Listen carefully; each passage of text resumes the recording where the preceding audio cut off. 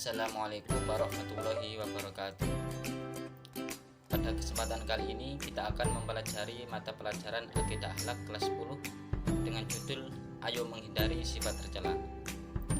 Sifat tercela yang akan kita bahas pada pertemuan kali ini adalah ada dua. Yang pertama hubbu dunya dan yang kedua adalah hasad. Sifat tercela yang pertama adalah hubbu dunya. Poin yang pertama, pengertian hubbu dunya. Hubbu dunya adalah cinta dunia yang berlebihan. Hubbu dunya adalah sumber kehancuran umat. Penyakit ini sangat berbahaya karena dapat melemahkan dan mengerus keimanan seseorang. Yang dimaksud hubbu dunya di sini adalah mencintai dunia dengan melupakan kehidupan akhirat. Maksud dunia di sini adalah segala sesuatu yang kurang bermanfaat di akhirat. Hubbu dunya merupakan akhlak tercela yang harus dihindari sebagaimana firman Allah dalam surat Al-Hadid ayat 20 yang berbunyi, A'udzu billahi minasy syaithanir rajim. Bismillahirrahmanirrahim. I'lamu annamal hayatud dunya la'ibun wa lahwun wa zinatun wa tafakhurun bainakum wa takatsurun fil amwali wal aulad. Kamathali ghaisi a'jabal kuffara nabatuhu thumma yahiju fatarahu musfarran thumma yakunu hutama wa fil akhirati 'adzabun syadidun wa maghfiratun minallahi wa ridwan wa mal hayatud dunya illa mata'ul ghurur. Artinya, ketahuilah bahwa sesungguhnya kehidupan di dunia ini hanyalah permainan dan sesuatu yang melalaikan, perhiasan dan bermegah-megah antara kamu serta berbangga-banggaan tentang banyaknya harta dan anak. Quran surat Al-Hadid ayat 20. Poin yang kedua yakni penyebab hubbu dunya. Penyebab hubbu dunya yaitu yang pertama, menganggap dunia sebagai tujuan utama, bukan sebagai sarana mencapai kehidupan akhirat. Dan yang kedua, suka mengumpulkan harta dengan menghalalkan berbagai macam cara. Yang ketiga, kikir terhadap harta, tidak rela hartanya terlepas dari dirinya. Dan yang keempat, serakah dan rakus serta tamak. Dan yang kelima, tidak mau mensyukuri nikmat Allah. Poin yang selanjutnya yakni dampak negatif yang ditimbulkan dari sifat hubbu dunya. Ketika seorang muslim sudah menjadikan dunia ini sebagai tujuan utamanya, maka itu alamat dia telah terjebak dalam hubbu dunya. Padahal dalam prinsip akidah mukmin, dunia ini bukanlah tujuan, melainkan hanya alat untuk mencapai kebahagiaan di akhirat kelak. Maka mereka yang hubbu dunya akan memperoleh dampak negatif sebagai berikut. Yang pertama, cinta dunia akan membuat mereka lalai kepada Allah. Yang kedua, mereka yang begitu mencintai dunia akan mudah tergoyah imannya. Yang ketiga, sebagai sumber penyakit, cinta dunia sering mengakibatkan seseorang cinta terhadap hartanya, dan di dalam harta terdapat banyak penyakit, antara lain tamak, rakus, pamer, dengki, dan lain-lain. Dan yang keempat, menghalalkan segala cara demi memperoleh kesenangan dunianya.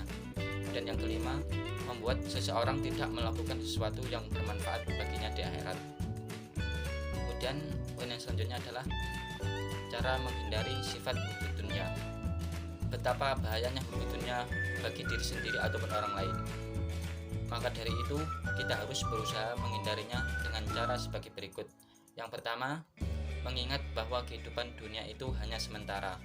Islam tidak memerintahkan umatnya meninggalkan dunia, tetapi diperintahkan untuk menaklukkan dunia dalam genggamannya, bukan dalam hatinya. Kemudian yang kedua, memperbanyak mengingat kematian. Yang ketiga, qanaah, yaitu merasa cukup terhadap apa yang telah dimiliki, serta menjauhkan diri dari sifat tidak puas terhadap harta. Kemudian yang keempat, mengingat bahwa apa yang kita lakukan di dunia akan dimintai pertanggungjawaban di akhirat kelak.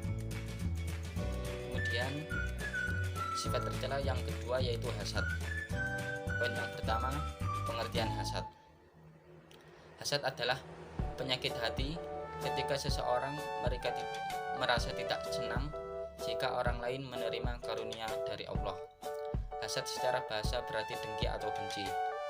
Menurut istilah, hasad adalah membenci nikmat Allah Subhanahu wa taala yang dianugerahkan kepada orang lain, serta menginginkan agar nikmat tersebut segera hilang atau terhapus dari orang lain. Sebagaimana firman Allah dalam surat Al-Imran ayat 120 yang berbunyi, A'udzu billahi minasyaitonir rajim. Bismillahirrahmanirrahim. In tamsaskum hasanatun tasu'hum wa in tusibkum sayyi'atun yafrahu biha wa in tasbiru wa tattaqu la yadurrukum kaiduhum syai'a innallaha bima ya'maluna muhit. Artinya, jika kamu memperoleh kebaikan, niscaya mereka bersedih hati. Tetapi jika kamu mendapat bencana, mereka bergembira karenanya. Quran Surat Al-Imran ayat 120. Poin yang kedua, yakni penyebab hasad. Ada dua sebab utama yang membuat seseorang berlaku hasad. Yang pertama, yakni adanya rasa permusuhan dan kebencian kepada seseorang. Kemudian yang kedua, adanya sifat takabur atau sombong, yakni merasa diri sendiri yang paling baik, paling benar, atau paling hebat. Dari sifat dan sikap seperti ini, seseorang tidak suka terhadap keberhasilan dan kemajuan yang dicapai orang lain. Poin selanjutnya yakni dampak negatif hasad. Dampak negatif dari sifat hasad ini yaitu yang pertama, menghanguskan amal kebaikan. Hasad dapat membakar amal kebaikan bagaikan api yang membakar kayu bakar. Yang kedua, merasa senang jika orang lain tertimpa musibah. Yang ketiga, memutus tali silaturahmi. Yang keempat, hilangnya ketenangan dan kebahagiaan. Dan yang kelima, tidak dapat menyempurnakan iman. Poin yang terakhir yakni cara menghindari sifat hasad. Cara menghindari dari sifat hasad yaitu dengan cara yang pertama, memperbanyak bersyukur atas nikmat yang diberikan Allah Subhanahu wa taala. Yang kedua, menanamkan kesadaran bahwa sifat hasad akan membawa seseorang menderita batin. Yang ketiga, berpikir positif atas segala kejadian yang menimpa kita. Dan yang keempat, menumbuhkan kesadaran bahwa akibat dari dengki itu adalah permusuhan, dan permusuhan akan membawa petaka. Dan yang kelima, memelihara sikap rendah hati, tidak sombong atau membanggakan diri, dan meyakini bahwa semua yang kita miliki adalah titipan Allah Subhanahu wa taala.